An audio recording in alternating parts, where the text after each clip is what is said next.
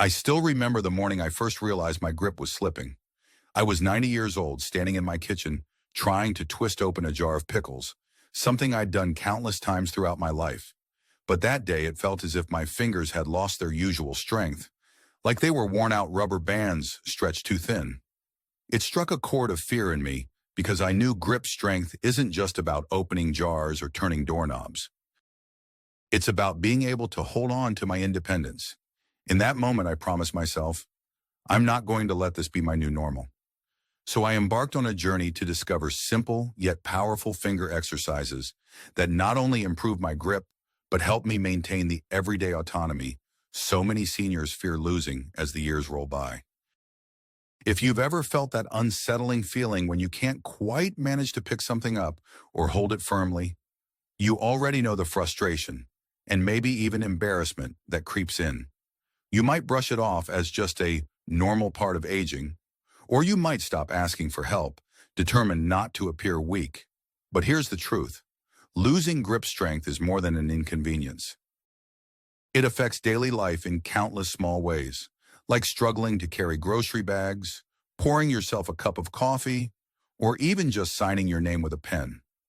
Over time, these small struggles add up, wearing away at your sense of self-sufficiency.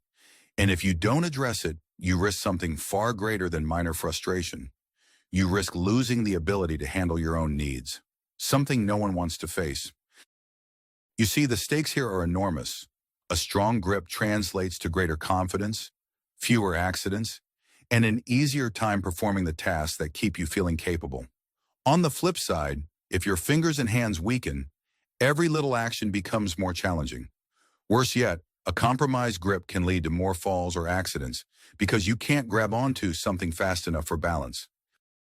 Some people even find themselves limiting their social lives, avoiding gatherings where they'd have to shake hands or handle utensils in front of others. None of this is inevitable. In fact, by the end of this discussion, you'll have a set of proven methods, 5 important points, that can help you fortify your hands and fingers no matter your age. Stay with me until the end, because the final point is a key piece of wisdom most folks overlook. Yet it has the power to supercharge everything else you do for your grip strength. I'm sharing these ideas with you as someone who's not just theorizing, but has actually put them into practice and seen the difference firsthand. For decades, I've observed seniors who manage to keep a sense of vitality well into their 80s and 90s, and I've learned from their strategies. I've also listened carefully to the advice of specialists, therapists, and even fellow neighbors in my senior community who've tried various techniques to maintain their independence. What I'm about to offer isn't complicated or expensive, and you certainly don't have to be a fitness guru to start. It's for anyone who's serious about preserving their autonomy and wants real practical steps that make a daily difference. Before we dive in, I want to invite you to join this journey by subscribing if you haven't already. Simply hit the subscribe button and turn on notifications so you never miss any of the insights shared here. If you find this discussion resonates with you, please type 1 in the comments to let me know it's helpful. If it doesn't hit the mark for you, type 0 so I can learn how to serve you better. Your feedback matters because it helps shape the content I provide. Ultimately, my aim is to inspire and empower you with knowledge that keeps you feeling strong and independent at every stage of life. Let's begin with the first key strategy I call release tension to gain control. That might sound a bit backward because it's natural to think we need to constantly squeeze or lift heavy things to get stronger. But the surprising reality is that our fingers often stay in a state of subtle tension throughout the day. When we're holding onto phones, gripping a walker handle, or even just clenching our fists unconsciously while we watch television. This constant tension can cause muscle fatigue, and ironically, it can weaken your grip in the long run. Most seniors believe that to build a stronger grip, you just keep practicing by gripping more. But that's half the picture at best, and could lead to stiff, overworked joints.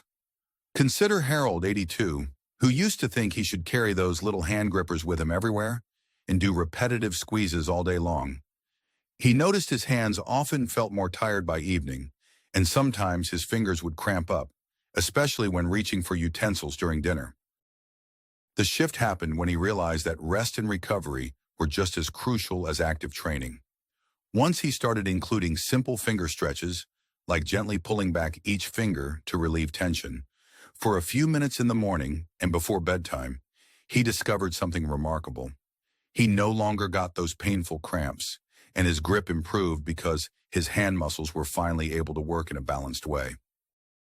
The insight here is that letting your fingers fully extend and relax can be as important as practicing a firm grip. You might think of it like a rubber band. If you never give it a chance to be slack, it'll wear out faster. One simple method you can do right now is to spread your fingers wide as if you're trying to stretch them in all directions. Hold that position for a count of 5, then gently close them into a loose fist. Repeat this 10 times and notice how your hands feel less tense.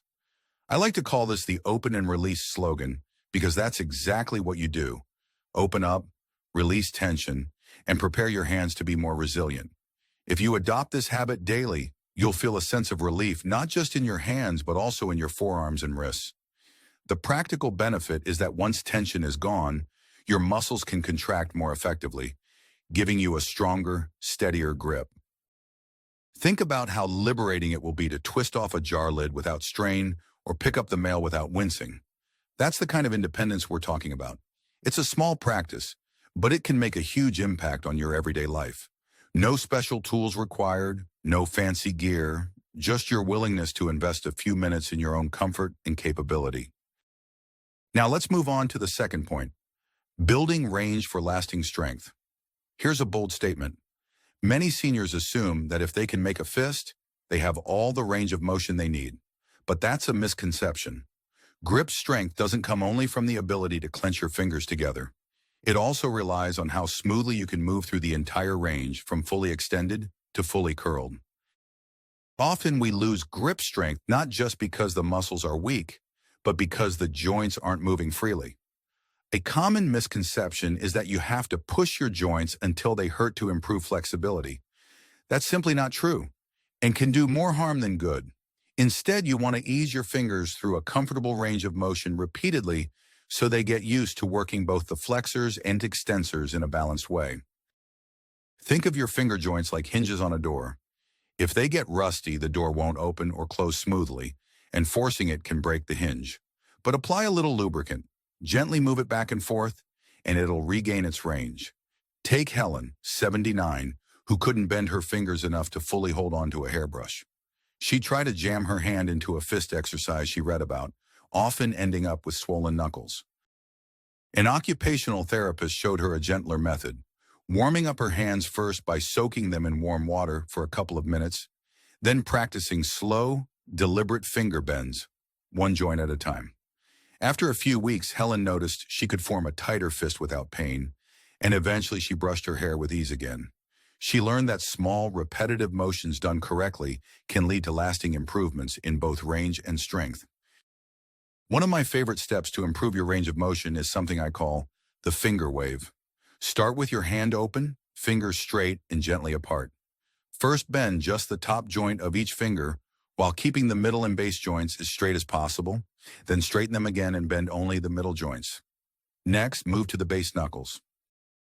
By breaking down each finger, bend into distinct phases, you train the entire chain of joints in a controlled, pain-free way. It takes about a minute or two per hand, and when you're done, your fingers feel awake, almost tingling with increased blood flow. The emotional benefit of this practice is the reassurance that you're reclaiming movement you might have thought was gone for good. Each little improvement feels like a small victory, showing you that age isn't a barrier to regaining functionality. It's a powerful reminder that we're never too old to adapt. If you're still listening and finding this beneficial, let me know by typing 2 in the comments. And remember, if you haven't subscribed yet, now might be a good time to do so. Your support keeps me motivated to share more tips that help all of us maintain our independence. Moving forward, let's delve into the third point, sharpening coordination between fingers and thumb. You might be surprised by how much daily life depends on the connection between your thumb and your fingers. A strong grip isn't just about how tightly you can squeeze. It's also about how well your thumb and fingers work together, almost like dance partners. Yet many seniors think all you need is brute force, so they ignore the thumb's role. In reality, the thumb is responsible for up to 50% of your hand's functionality. Treat it as an afterthought, and you'll never reach your full potential for grip strength. The big misconception here is that strong thumb equals strong grip. Actually, it's coordinated thumb plus coordinated fingers equals effective grip. Imagine you're lifting a glass of water. The thumb presses against the glass, while the fingers provide a counterforce. If the two don't synchronize well, you risk dropping the glass or gripping it in a way that strains your hand. Over time, repetitive tasks done with poor thumb-finger coordination can lead to inflammation or even joint damage. I remember my neighbor Robert, who's now 85. He loved to do little woodworking projects in his garage. As he aged, he found that holding small nails and tiny screws got trickier. He'd often drop them and spend more time fumbling around than actually building anything. He believed his grip was fine, since he could still hold heavier objects without issue. But the moment precision was required, he saw the cracks in his system. Eventually, with guidance, he began an exercise routine focusing specifically on dexterity. One of his favorite drills was the thumb-to-finger tap. He'd tap his thumb to his index finger, forming an O shape, then move on to his middle finger, ring finger, and pinky, going back and forth faster and faster. Within a month, he reported fewer drops and more confidence in handling delicate items. The surprising insight is that subtle movements can be as powerful as big ones. Just a few minutes of dexterity work each day can dramatically enhance your overall grip. Try the thumb-to-finger tap for yourself. Do 3 sets of 10 taps on each finger, gradually speeding up. You'll likely feel a bit clumsy at first, but that's the point. You're building new pathways in your brain and refining muscle control in your hand. Once you experience smoother coordination, you'll see how it translates into everyday tasks. Buttoning your shirt, picking up coins from the table, or flipping the pages of a book. The emotional payoff is huge. That sense of assurance that you can manage delicate tasks without relying on someone else is a direct boost to your independence. Every time you handle a small item with ease, you reinforce the idea that age doesn't define your capabilities. Your willingness to adapt does. Now let's talk about the fourth point, training with common tools for a ready grip. Here's a statement that might sound controversial at first. You don't need expensive gadgets or specialized gym equipment to strengthen your hands. In fact, some of the best grip tools are items you already have around the house. Many seniors assume they need complicated devices or therapy balls designed for hand exercises, and that can discourage them from starting at all. The truth is, simple objects like a rolled-up towel, a stress ball, or even a rubber band can be your secret weapons. Picture Grace, 77, who was hesitant to spend money on fancy exercise tools. She was convinced that any real strength training required a large, bulky machine or a trip to a professional physical therapist. Then she discovered she could wrap a rubber band around her fingers and practice opening and closing her hand against that gentle resistance. She'd also use a small hand towel to squeeze in sets, focusing on different finger placements, near the tips, near the base, to vary the resistance and target different muscle groups. After a few weeks, she was thrilled to notice an easier time opening stubborn containers and gripping the steering wheel when driving. It may surprise you how quickly these small exercises can add up. The key is consistency, not intensity. You don't have to grip until you're in pain, just enough to challenge the muscles. For instance, one routine you can try is simply rolling a hand towel into a cylinder, placing it in your palm, and practicing gentle squeezes for 10 seconds at a time, with a 5-second rest. Do this for 5 to 10 repetitions. Another variation is to wrap a rubber band around your fingers and thumb, then slowly extend your fingers outward. This targets the muscles that open your hand, balancing out those that close it. I like to call it the household helper approach, because you're literally using the things around you to help you stay self-reliant. The emotional boost here is not just the physical result, but also the realization that you can take charge of your health in a convenient, low-cost way. There's a certain satisfaction in repurposing everyday objects into tools that help you maintain your independence. If you've made it this far and you're finding these insights valuable, please type 4 in the comments to let me know you're still with me. And of course, if you haven't already subscribed, I'd love for you to join this community by hitting that subscribe button. Your presence here is important, and it keeps me motivated to offer more helpful tips. Finally, let's explore the fifth and perhaps most critical insight: turning consistency into a lifelong routine. At this point, you might be thinking, well, these exercises sound simple enough, but will I stick to them? That's the real challenge for many of us. We start off enthusiastic, but over time, life's little obstacles, fatigue, forgetfulness, or the general busyness of daily tasks get in the way. Here's a bold statement. Motivation alone won't carry you through the long haul. The common misconception is that if we just care enough, we'll do it consistently. Yet real change comes from weaving these exercises into your daily routine so they become as automatic as brushing your teeth or combing your hair. Let me tell you about Dolores, 90, who used to complain that she'd always forget her hand exercises. She'd set aside time in the morning, but then get distracted by phone calls, breakfast preparation, or simple procrastination. She discovered a trick: habit stacking. Every time she finished her morning tea, she'd do the finger wave or thumb-to-finger tap before rinsing her cup. By linking the new habit to an existing ritual, drinking her tea, she turned an intention into a routine. Within 2 weeks, she stopped forgetting because it became a natural extension of her morning routine.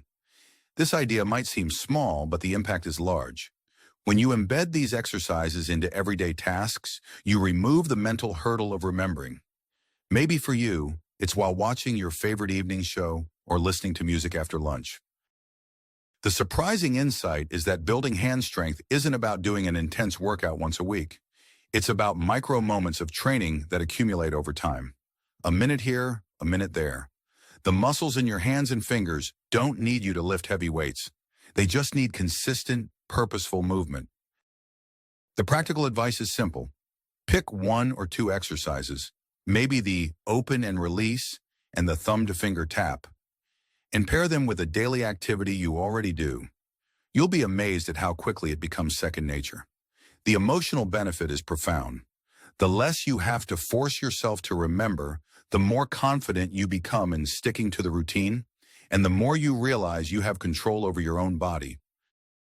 It's the ultimate symbol of independence, knowing that through small, consistent actions, you're keeping your autonomy within your grasp, literally and figuratively. As we wrap up our time together, I hope you're beginning to see that grip strength isn't just about opening jars. It's a metaphor for life, reminding you that control over the little things often translates to empowerment in bigger arenas. By now, we've discussed 5 essential points: releasing tension, building range, improving thumb-finger coordination, using household tools for training, and making consistency a habit. Each point might seem small on its own, but when combined, they create a powerful routine that can transform how you use your hands day to day. Don't wait until tomorrow or next week to start. The best time to implement these exercises is literally right after you finish watching. Think of that jar you struggled with, or that moment of anxiety when trying to sign a form because you weren't sure if you'd be able to hold the pen firmly. Now imagine addressing those concerns head-on, consistently, so they no longer loom over you. Every improvement you make, no matter how slight, fuels your confidence. And that confidence spreads into other areas of life, like climbing stairs, gardening, or even greeting a loved one with a firm handshake that says, "I'm still here and I'm still me." Ask yourself which of these points resonated the most. Was it the idea of regularly releasing tension so your fingers don't cramp up? Or maybe you realized you could benefit from more thumb training? Take a moment to visualize one day in the near future when your grip is noticeably stronger. How will it change your morning routine, your time with family and friends, the way you feel about yourself? If you're ready to put this into practice, I invite you to take a small first step. Choose one exercise and do it right now, even if it's just a few finger extensions or a quick round of thumb taps. Then come back and share in the comments one thing you learned and how you plan to integrate it into your life. Your story could inspire someone else who's teetering on the fence, wondering if these exercises could really make a difference. And remember, if this video provided value, please like, subscribe, and share it with someone you care about. We grow stronger as a community when we support each other's independence. Your engagement not only helps spread these tips to more people, but also reminds you that you're part of a supportive network that believes in aging with dignity, strength, and above all, autonomy. You have the power to change your life, one small exercise at a time. Don't underestimate the cumulative effect of these daily habits. Keep moving forward, keep challenging yourself, and don't forget that each incremental step you take toward better grip strength is also a step toward greater independence. I'm cheering you on, and I look forward to hearing about your progress. There's no limit to what you can achieve when you decide to take control of your hands and your life.